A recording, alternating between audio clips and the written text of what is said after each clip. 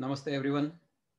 Good morning to those who are joining me from the US, and good evening to those who are joining me from Bharat. We are here in the program Shodh with Sattva. Every other Sunday, we do Sundays with Sattva. Okay. We take up topics of mutual interest. Topics are suggested by participants, and we try to contemplate on those topics collectively. What we do is we run an initiative. Myself, my two sisters, Pooja Keswani and Saili Pitare, together we run this program called Sattva, which is a program for diet purification to mind purification to self-realization. We share our experience of what we have done, the experiments we have done, the results we have received, the results we have experienced. And then if somebody wants to try those experiments, we don't expect people to believe us. We encourage people not to believe us. We encourage people not to believe anybody. We encourage people only to believe their own experience. Okay? Because everyone's experience is going to be different. So even when I express my views or my experience,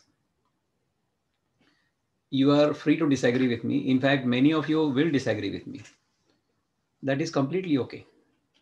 I'll tell you a short story how this works.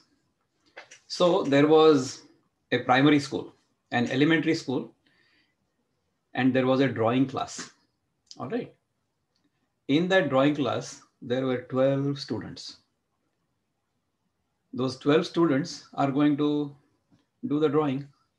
So in the exam, what the teacher does, the teacher keeps a flower pot in the center. Like you see this flower pot behind me, such a flower pot. Okay. You keep this flower pot in the middle, and then all the 12 kids sit all around it. Just imagine 12 o'clock, 1 o'clock, 2 o'clock, 3 o'clock, like that. 12 kids sit down. All right. And then the teacher asks all the students to draw the picture of this flower pot. They all draw it. Okay. Once that picture is drawn, then the teacher says, okay, today I'm not going to grade your papers. Okay. Today we will ask each one of you to grade the other. So how will this be set up? The person who is sitting at the 12 o'clock position, that person can give his paper to the 3 o'clock position student. The 3 o'clock position student gives it to 6 o'clock to 9 o'clock, 9 o'clock to 12 o'clock. 1 o'clock to 4, 4 to 7, 7 to 10, and 10 to 1. So like that, they exchange the papers. Guess what happens? Everybody gets a 0. Everybody gets the answer wrong. Why? Because from their perspective, the flower pot looks different. But the person who has drawn the flower pot, he has drawn the flower pot from his perspective. Then what happens? Then the teacher takes all the papers. And the teacher says, okay, I will look at the papers. And then he says, everybody passes. Everybody gets full marks.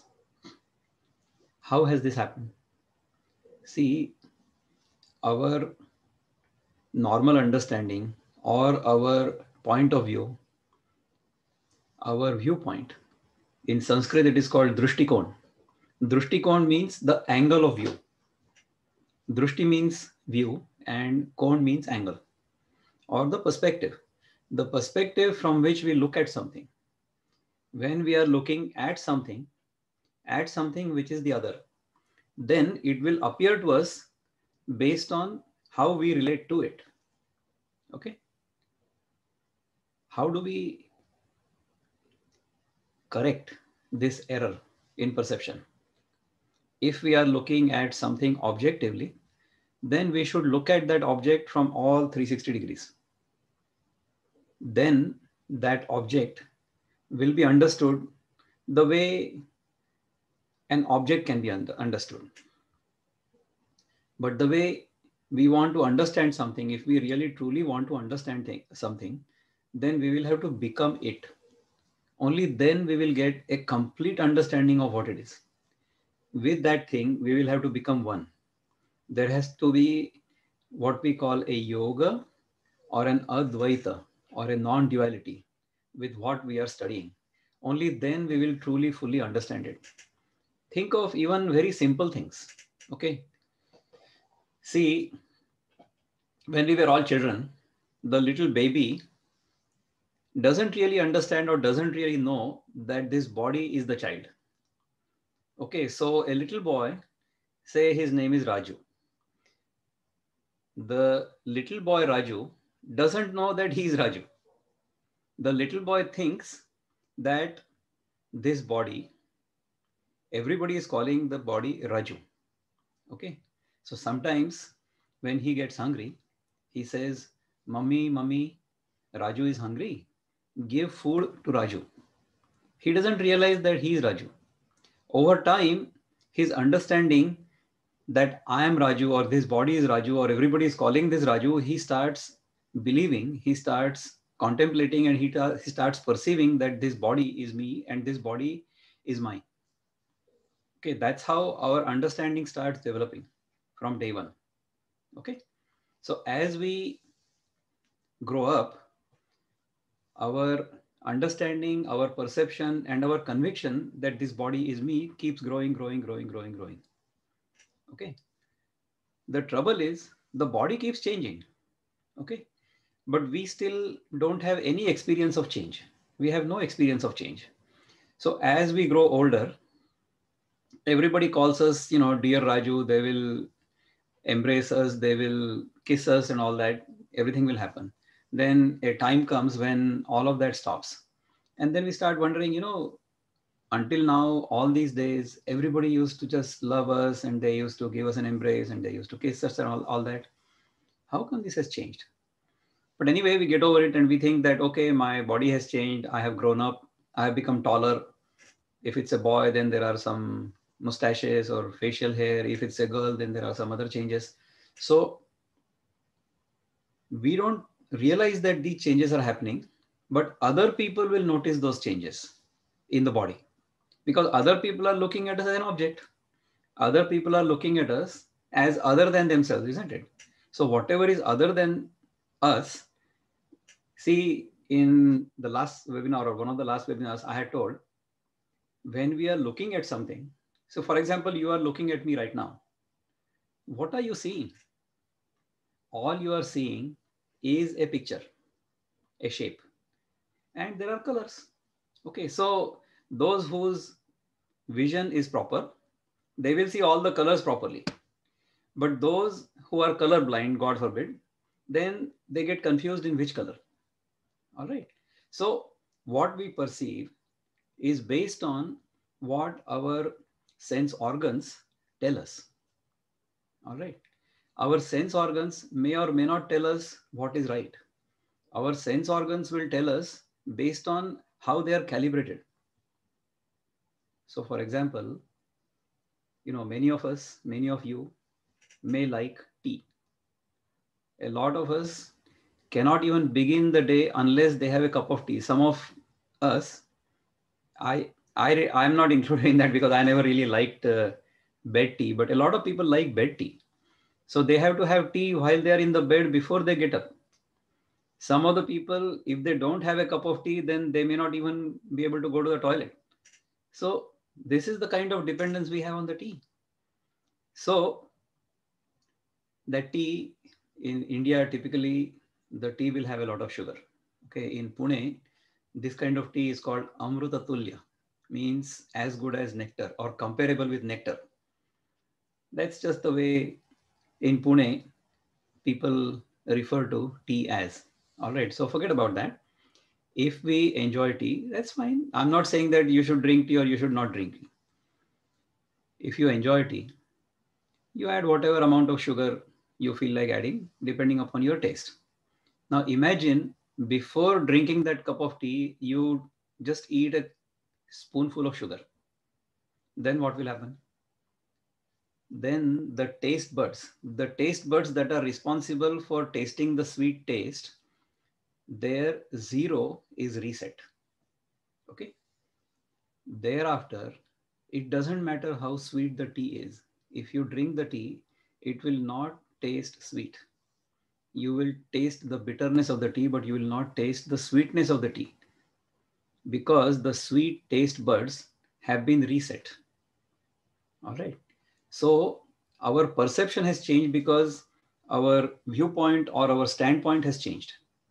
If we have changed our standpoint, then things will appear to us differently. So if we go back to that first example, if I'm sitting at the 12 o'clock position and looking at the flower pot, then that flower pot will appear to me completely different. And I will, are you able to hear me? So if we look at something as an object from a distance as other than us, then that object will appear to us the way we are situated or based on our standpoint. If we change our standpoint, then that same object will appear to be different because our perspective has changed. Okay. So in our culture, in our tradition, the ultimate knowledge, the deepest knowledge is called the Veda. Veda means literally wisdom or knowledge. All right. Veda is the oldest known literature. It was never really written down until recently. Veda is actually a series of mantras or a series of sounds. Okay. Those sounds have to be memorized, understood, contemplated on, and experienced. All right. And all of that technique of chanting the mantras, that technique is taught by an accomplished guru to an accomplished student. Okay. In these Veda, there are mantras that help us with everyday life. Okay. That is called the Adi Bhautik, which is the material life. Then there are mantras that help us with our mind, our experience itself. Those are called the Adi Daivik.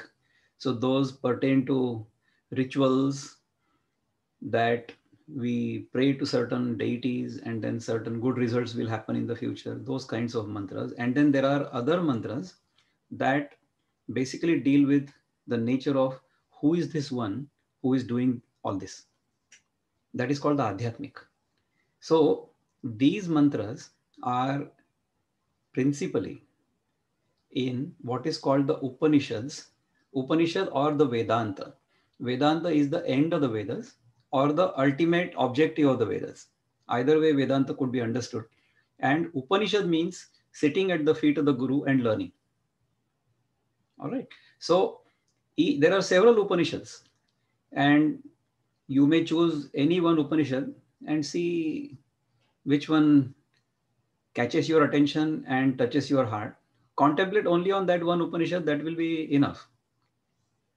So once Ramana Maharshi, the great sage in southern India, in Arunachalam, he was asked by a visitor, Maharaj, we have heard that there are many Upanishads.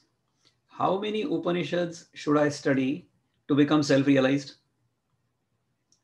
So then Ramana Maharshi said, do you shave?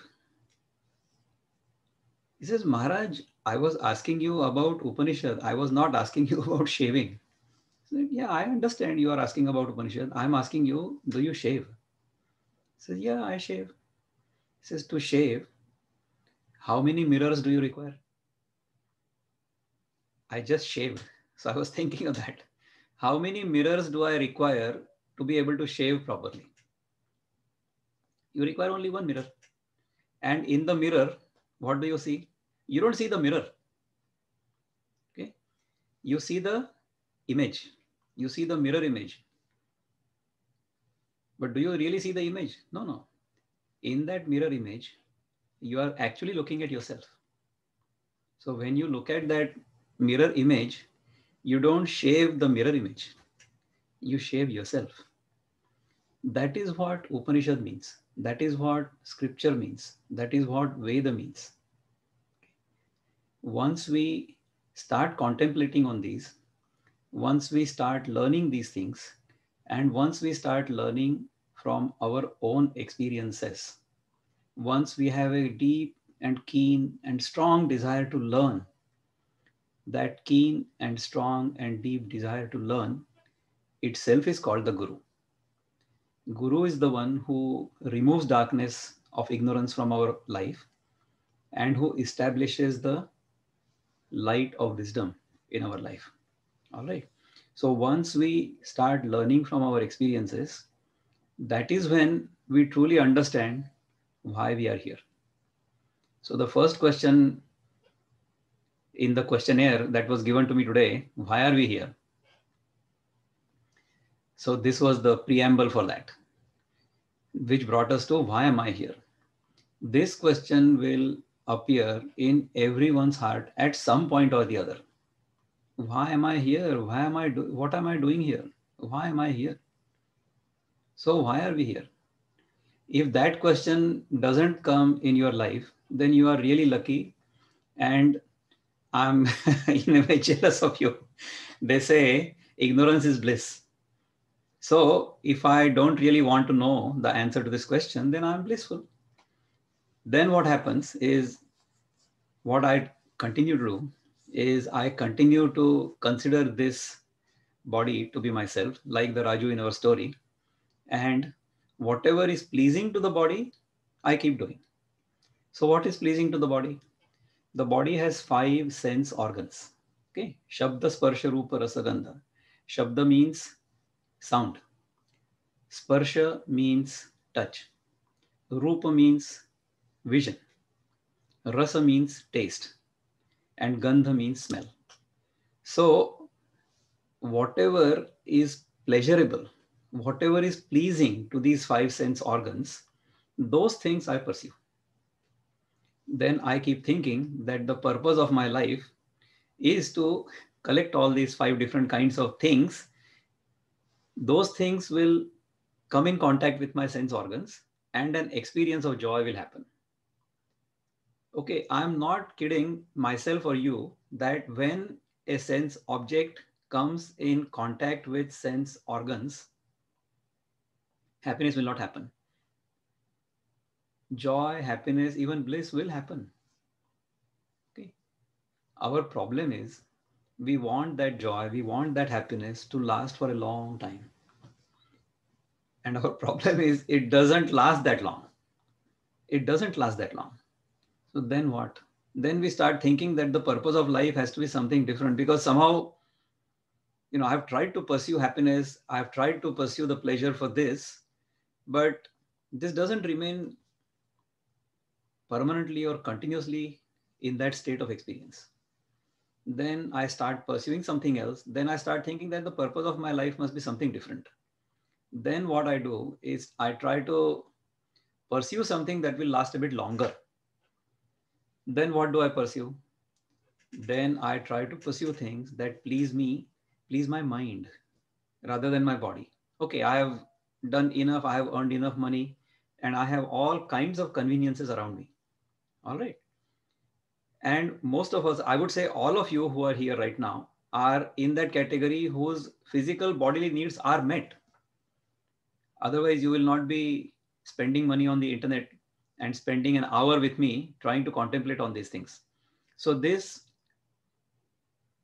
thought process or whatever I'm contemplating right now, this is not for the one who doesn't have enough to eat.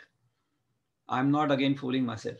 The one who doesn't have enough to eat should not be in this class at all.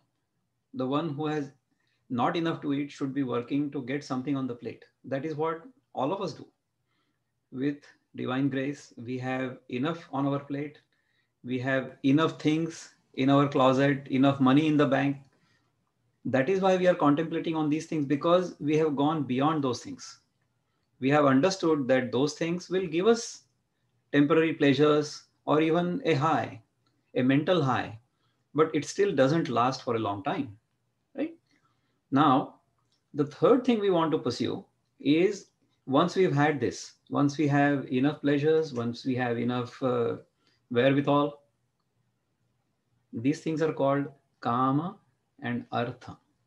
The third thing which we like to pursue is what's going to happen after all this. Okay. So we start getting into some rituals and we start calling it dharma. Dharma is actually not rituals. In fact, a lot of people misunderstand dharma as rituals. That's not true. Dharma is something which holds us together. Dharma is which collectively holds us together, and what we hold becomes dharma. So it says dharmo rakshati rakshitha. So dharma will protect us and we have to protect the dharma. In fact, dharma holds us and whatever we hold becomes the dharma.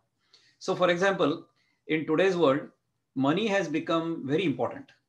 Money has become the main dharma, right?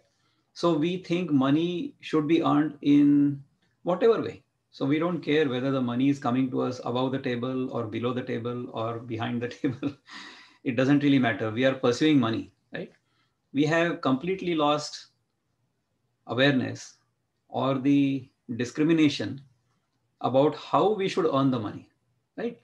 When we contemplate on how the money should be earned, then that contemplation, or if we understand that that money has to be earned in a certain manner, okay, in a manner in which it does not hurt another person's ability to earn the money or another person's ability to enjoy life, then when we follow these rules and regulations, we are living a dharmic life. So dharma for today is, the people who live in America, it's the Constitution of the United States. Those who live in Bharat, it's the Constitution of Bharat. That is the dharma of today. We should live our life according to what is described or what is prescribed. And how that constitution was created? That constitution was created by all of us, we the people, isn't it? So we live according to whatever is the law of the land of today. That's how we have to live today. So maybe 1,000 years ago or 2,000 years ago, there were many elephants and many jungles. So anybody who used to kill 500 elephants, that person would be considered as a big hero, Bahubali. Okay.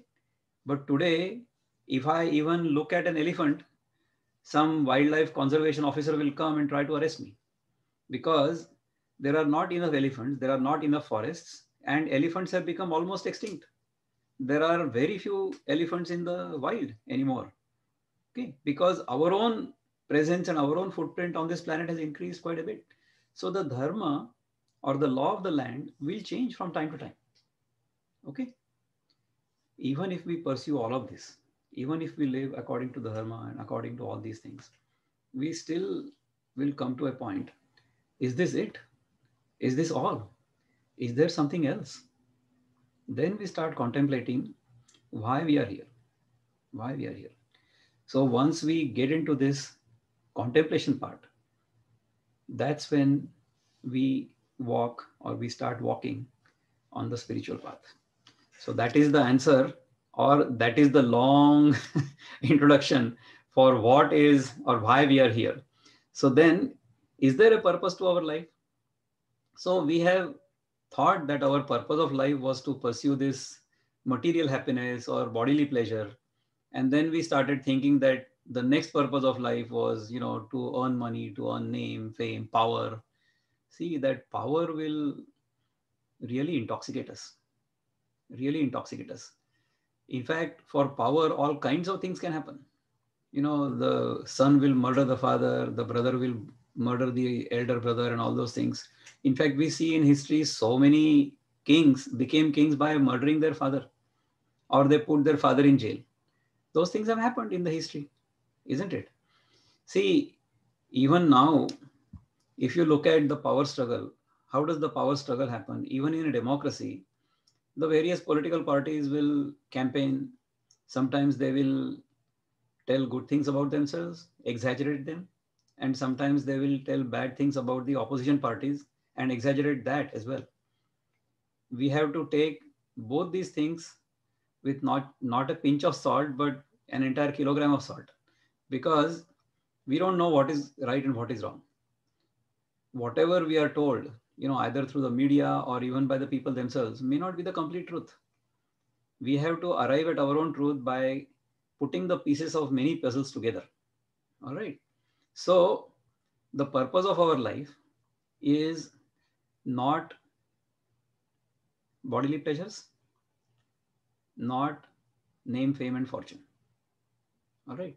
The purpose of life has to be something more than that. So, how do I know the purpose of my life? The only way I can understand the purpose of my life is when I become Uparata. Uparata means if I rise above these things, then I can know the real purpose of life. All right. Until I know this, I will be pursuing these goals in my life and I may become happy also. The trouble is, I will become very unhappy also with the same thing. So, the thing that I have assumed to be the source of my happiness, as long as I don't have that thing, I'm unhappy because I don't have it. And I'm struggling to get it, struggling to get it. When I get it, I'm unhappy because I need to protect it now. Hmm? Because I'm afraid somebody might steal it from me or take it away from me.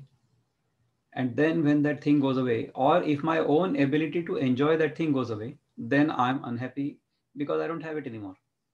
So whatever thing I was thinking is going to make me happy has become the cause of my own sorrow or my misery. How long? How long am I going to keep doing this nonsense? I have to rise above this. That is called Uparati. All right.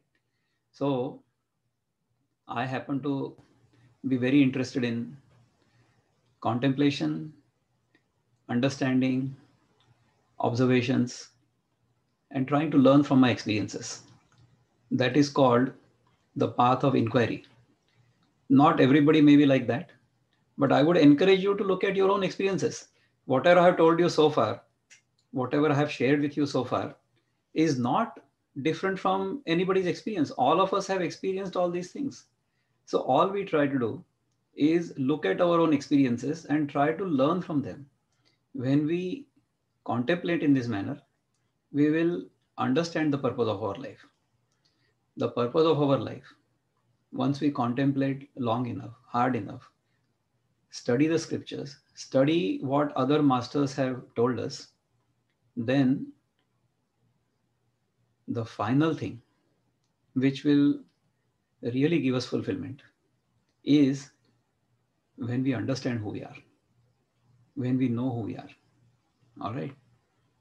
The one verse in the Gita that summarizes all this is called Sarvasya chaham hridhi sannivishto matta smritirjnanamapohanam cha Vedaishcha sarvairahamev vedyo vedanta kritveda videva chaham Sarvasya cha aham hridhi sannivishto matta smritirjnanamapohanam cha Vedaishcha sarvair ahameva vedyo.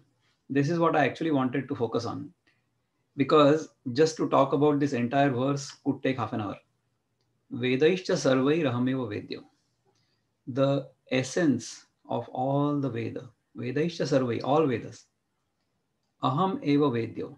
Aham eva vedyo. I alone am worthy of knowing. I have to know who I am. Who am I? When I know that, when I realize that, that is called self-realization. That is the purpose of our life. Now, how do I get there? See, the way to get there is to regulate our life. All right. In one of the previous webinars, I've talked about Ashtanga Yoga or the eightfold path of how we realize ourselves. All right. Today, we will talk about a completely different thing. In Advaita, there is a pre-qualification required for contemplating, understanding all these things. What are the pre-qualifications? There are 4 pre-qualifications. One is called Viveka. The next is called Vairagya. The third is called Shataka Sampatti. And these are 6 attributes or 6 things we need to actually own. And then fourth is Mumukshatva. Okay. So The first thing is Viveka. Viveka is discrimination. Discrimination of what is real and what is not real. Vairagya is discarding what is not real with wisdom, not through compulsion. Okay.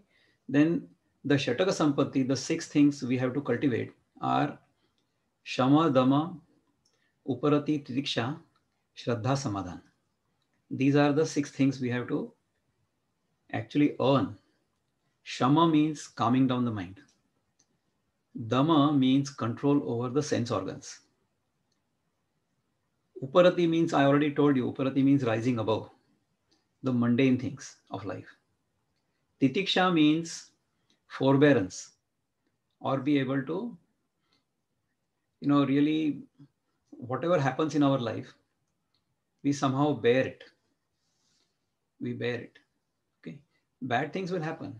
Okay. So after daylight, night will also happen. So how do you bear with the night? You turn the lights on, and then when you're tired, you go to sleep. So by the time you wake up again, daylight happens, isn't it? So during the night, if we sleep, then we are not bothered by the night at all, right? So we have to somehow find our own ways to get over all these experiences that are not desirable. That is called titiksha. Then shraddha. Shraddha means whatever we are told by someone who knows what they are telling us. Even if we don't understand it, we assume that it is true, and then we try to find out how it is true and try to actually understand it, grasp it. So this happens even in our elementary school or even in our middle school. When the physics teacher tells us whatever is written in the book, have we really understood it? Have we really experienced it? No. We will assume that the teacher or the book is right, and then we will try to get it. Right now I don't get it, but I will work on it and I'll get it one day. That is called shraddha. And samadhana means, I've had enough, or I have enough and I'm satisfied. Okay, satisfaction, contentment. That is called samadhana. So when I have these six things, these are the six things I have earned. Shataka Sampatti, it is called. Sampatti means what I have earned, right? And then mumukshutva. Mumukshutva is I have a deep, strong desire for liberation, for freedom. It's called moksha in Sanskrit. In Buddhism, it is called nirvana. In Christianity, it is called I and the Father are one. Therefore, be perfect as your heavenly Father is perfect. So, in all of the faiths, the major faiths in the world we know of, in Islam, it is becoming totally, completely surrendered to Allah, God. All right. So, in all these different faiths, the ultimate objective of life is complete freedom. Each of us wants to be free at all times to do whatever we want. That's the highest value in our life. So that's the ultimate purpose, and that's what we should get once we have done our sadhana. So on this sadhana itself, there can be a different webinar, but hopefully whatever I have told you so far has been understood. If not, fortunately, there will be a video of this on the YouTube in a day or so. So after that, you are welcome to review this. If at this time you have any questions, then I would welcome you to raise your hands or unmute yourself and then ask, but ask only one question and one by one. Okay. So let me try to unmute or allow you to unmute yourself, and then you can raise your hands and ask a question. So delighted all of you are here, and happy to answer any queries or questions you may have. So I've spoken for about 35 minutes. I tried to keep it under half an hour, but the topic simply kept on happening. I've said many times in the past, when these talks happen, I'm not the one who is actually talking. I keep Vikram Pattarkane out of this whole thing. Whatever topic is being discussed, anything and everything related to that topic gets spoken rather than me speaking about it. So I hope you enjoyed today's discussion, or today's, so far only I have spoken. So if anybody else wishes to give comments or ask any questions, that will be great. My friend and elder brother, Dr. Kamal Kant Goyal is here. So can I request Dr. Kamal Kant Goyal to say a few words? Kamal Kant ji, अगर आप कुछ कहेंगे चंद शब्द तो हमें अच्छा Hello, लगेगा. hello, Vikram ji. Namaste. I have already written. You are a great teacher, and the whole talk was so self-explanatory that I have nothing to add at this juncture. And I'll request other listeners to have some interaction so that we are also enriched. Thank you, Dr. Kamal Kant ji. It's my great fortune that you come and attend all these lectures. You give your valuable comments and you keep encouraging me, because see, I consider myself your younger brother. You have done a lot of great professional work as well as quite a bit of spiritual sadhana. So I appreciate what No, you. attending these lectures is purely for my own pleasure. It's my pleasure. Thank you so So, much. हाँ, this is all my pleasure. मैं अपनी खुशी के लिए करता हूँ. बहुत It अच्छी gives बात है. a lot of joy and pleasure, and of course, every time I listen to your lecture, it enriches my life. Fantastic. Anybody else has any comments or questions? Happy to contemplate on this subject further. Bela Yeah, ji, I had namaste. one question on the Namaste. I did write a question last night actually. So once we learn what is the purpose of my life, then how do you have any ideas or any tips you can give us how to pursue that purpose, whatever goal or purpose I'm working towards? Great. All right. Wonderful. Thank you, Bela Ben, for asking this question. So today I told you about the 4 things that are the prerequisites, and I should have even continued that further to talk about how exactly we go about it. So let's forget about what's written in the scriptures. We will talk about our everyday experience. What we will do is we will analyze what our experience is right now. So I said that in one of the previous webinars that our life is run based on our memories. So right now, all we are thinking is of the past. Okay. In this moment, the past really doesn't exist other than my memories. But my life is completely based on my past. Whatever I do right now at this time is based on my sanskaras. All the habits I might have inculcated in the past, those those things I continue to pursue. As I said, when I'm a child, I keep thinking that I'm this body, and I keep running my life based on the understanding that I'm this body, I'm within the body, and outside is the world. Right? Once I understand that this body is not me, I am somebody else, then I try to work on something else. Right? So fundamentally, we need to understand we are not the body. That's the first goal of our life. And the second goal of our life is to understand that we are not an individual jiva as we have assumed ourselves to be. Once we go through these 2 things, once we get rid of these 2 misunderstandings we have, that's when we realize who we truly are. Okay.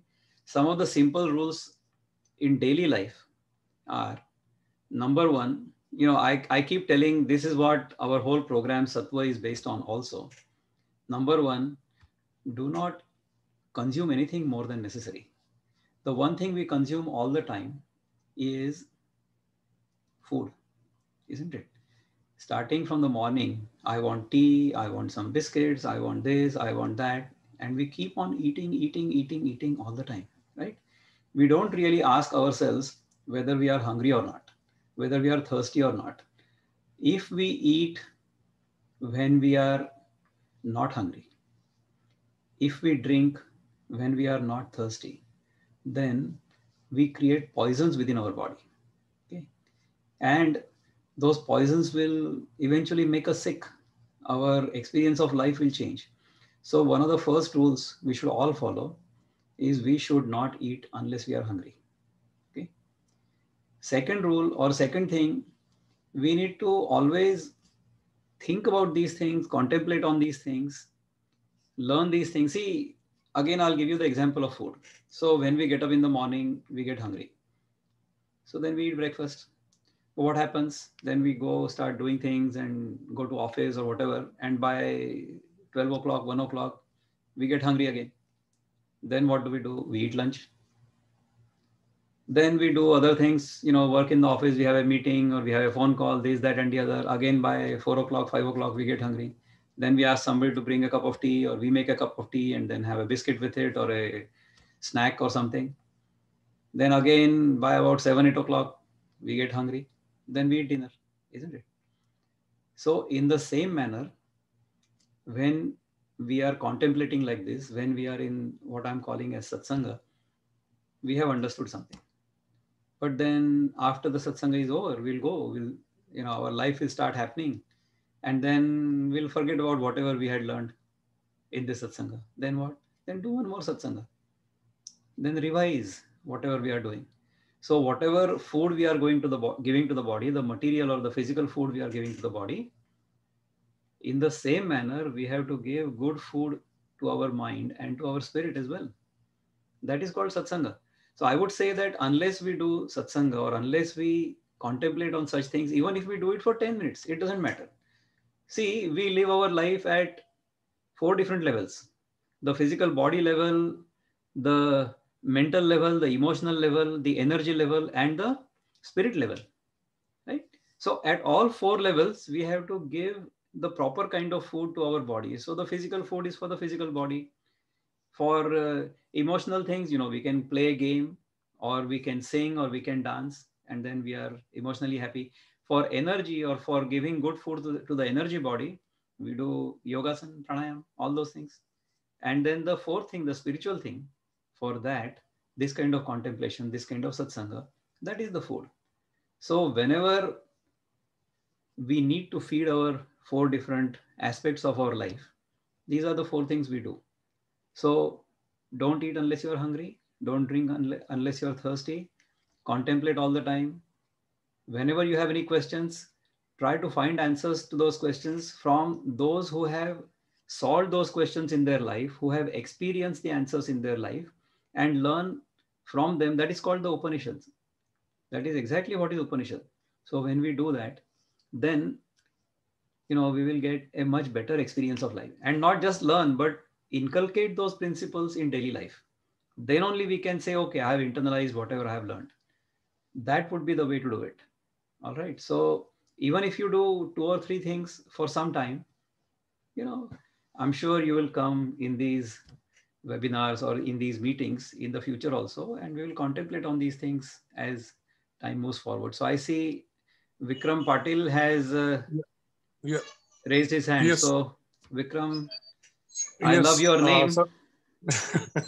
Sorry, actually, I got a little bit delayed logging into call, but I understand we spoke a lot almost a couple of weeks ago. I understood karma, Kriyaman karma, Sanchit karma, Prarabdha karma. Yes. Why am I here? What is what is my basically being here on this earth? What am I supposed to do? What are my past life karmas that brought me in this life? How should I fulfill my pending karmas, like that? So this keeps on, I'm not getting answer to these questions. Great, wonderful. So why don't we talk about karma for a few minutes? Okay, great. You see, karma is an action that happens if there is a doer behind it. All right. So if I have a sense of doership, then whatever I'm doing, becomes karma. All right. So karma, if there is no karta behind it, is called a kriya. So when I eat my food, that is karma, because there is a sense of doership. I am the one who is eating the food. I am the one who is enjoying the food.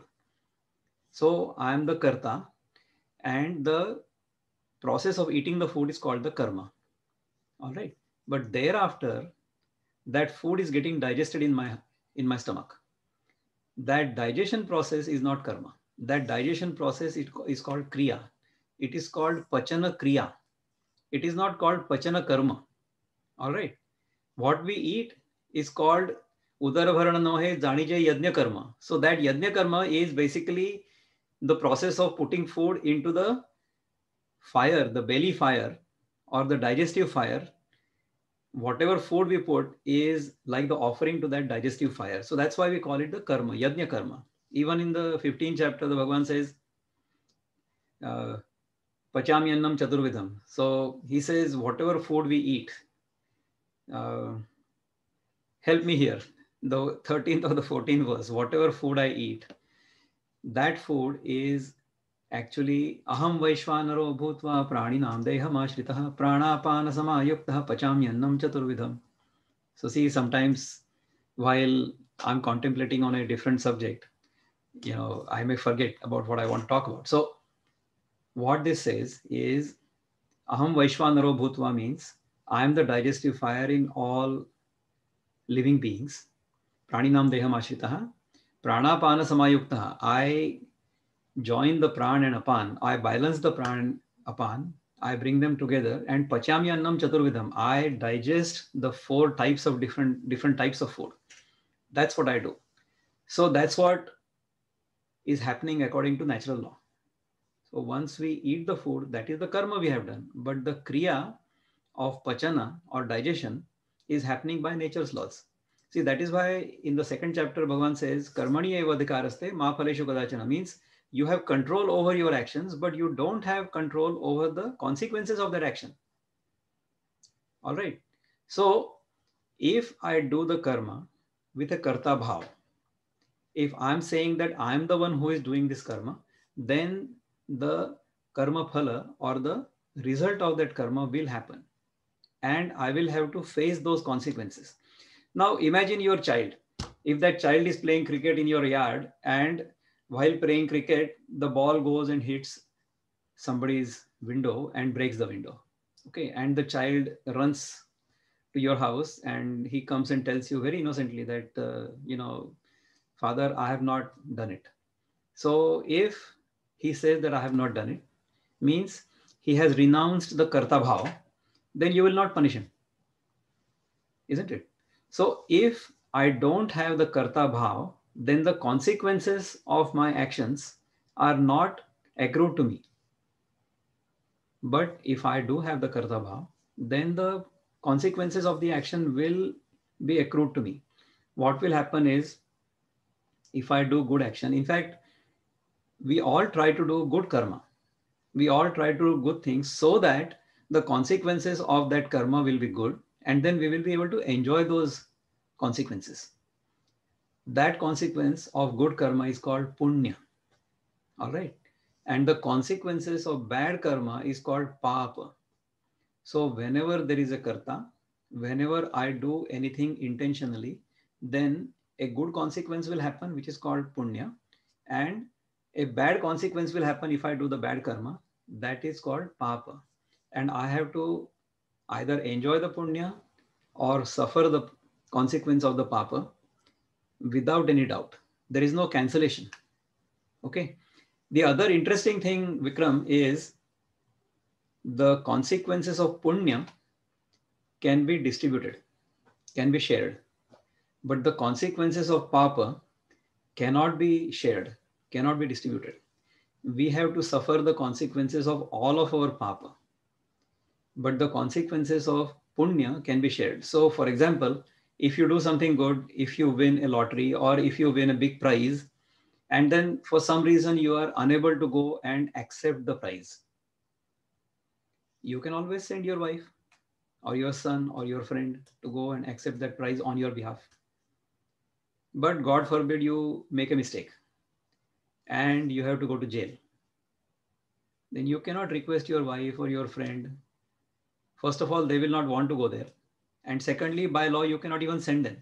You have to suffer the consequences of your own action. Therefore, whatever life we have right now is a direct consequence of whatever we have done in the past with a karta bhava. Okay. So whatever actions we have undertaken in the past, our life right now is a consequence of that. All right.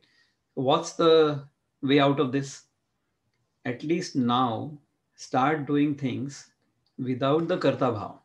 How do we do this? We do this through the process of karma yoga as described in the Gita, which means we do our karma, we do whatever we wish to do, but that has to be done with a seva bhav or with a sense of service.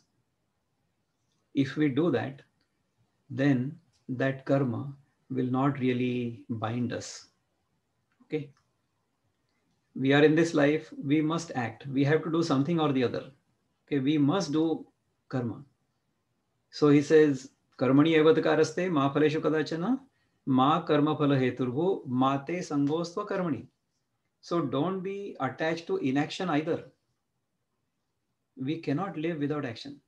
So we will have to always keep on doing something or the other, but that doing should not be for our own self-aggrandizement or self-benefit or selfishness, but whatever we do has to be for the benefit of the totality.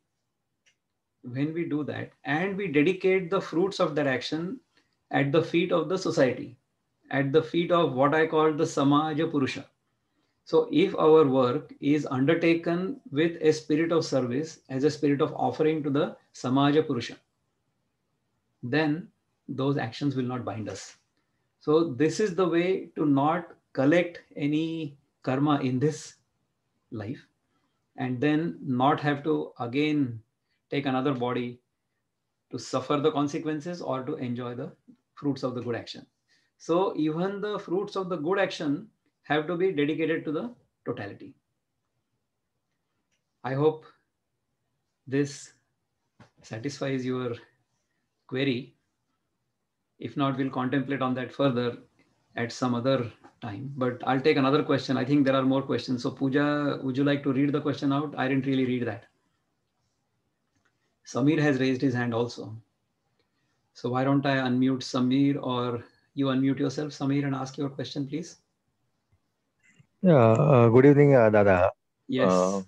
Can you hear me? Yeah, go ahead, Samir. Nice to see you. Yeah. Good evening. Some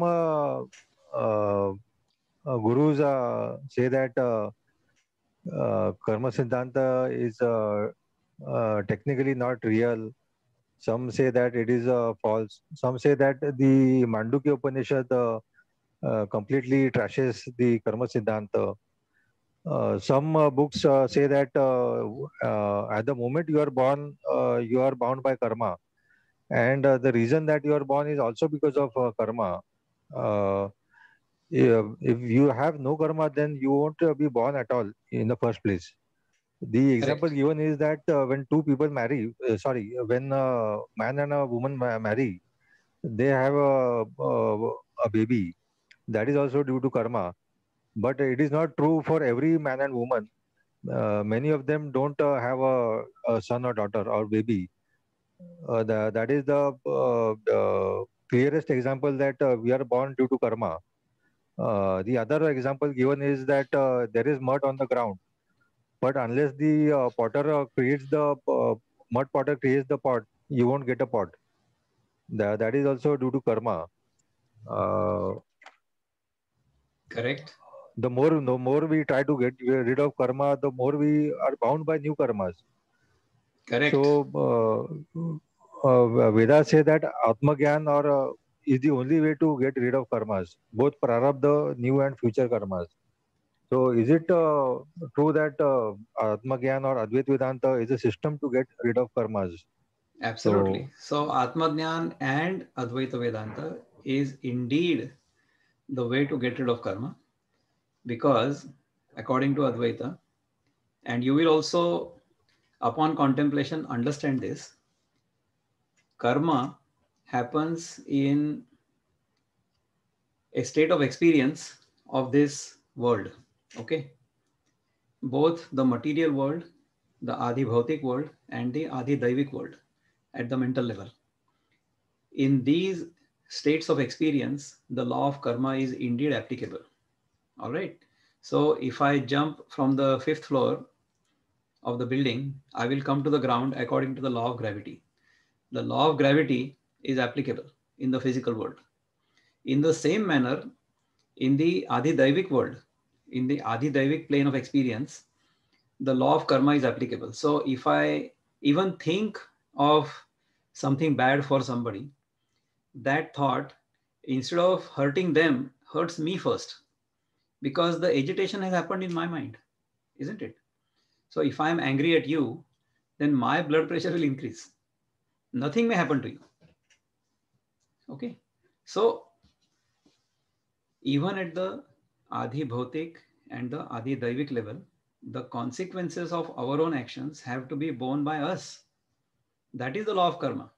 Okay. But once we rise above these, once we are at the Adhyatmic level, we realize that our true essential nature is beyond both of these, beyond both Adi Bhautik and Adi Daivik. On the Adhyatmic basis, both these appear to be. All right. Both these appear to be. So anything and everything that we experience in this world through our 5 senses and the mind is essentially an image of what appears to be outside. Once we understand that, then we realize that neither can happen without the other. And the fundamental reality, or the fundamental basis on which both of these appear, that fundamental essential reality is my own essential nature. That is what Advaita will teach us. Once we learn that, once we live in that state of experience, once we live in that awareness, once we understand that our own essential nature is that pure awareness itself, that pure consciousness itself, then karma will simply disappear. Karma will completely get burned away. It doesn't mean that in our life things will not happen. This body will go away.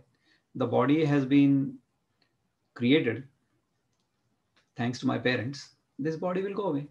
All right. Even while I have this body, things will happen. Good things will happen. Bad things will happen. But I will not be impacted by them, because I will understand that these things happen in the Adi Bhautik and the Adi Daivik level.